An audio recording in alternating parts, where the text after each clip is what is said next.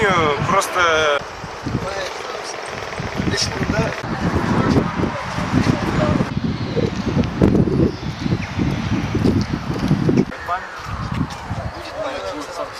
Бүгін 2012 жылдың 24 июлі Батырша Хазіретінің өліміне 200 ел толды.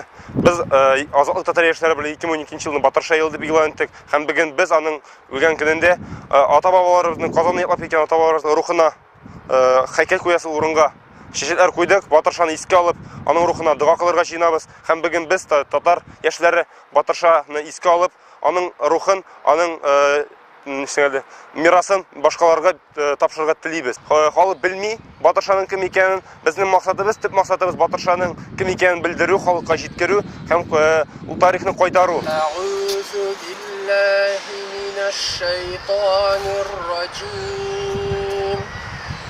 Бисмиллаһир рахманир рахим.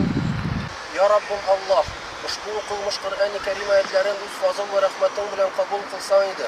Ham o'quvimda bo'lgan kimchilik va xatolarni g'afvo aylasang edi. Ya Rabbim, barchamizning da qiyomat kunida mahshar maydonida payg'ambarimiz Muhammad Mustafa sallallohu alayhi vasallamning shafoatine erishishga nasib qilsang edi. Hamda bu o'qilgan Qur'oni Karimning oyatlarining savoblarini ushbu Abdullah Ali Batırşah Hazretga bag'ishladim. Hamda onun ruhun ham butun Tatar xalqının azadlığı, beysizliği için kurashgan, İslam dini için kurashgan ota-babalarımızın ruhlarına bağışladım ya Rabbim. Onların ruhlarını şad kılsan idi. Hem ahırgı urunların cennette bulurga nasip kılsan idi.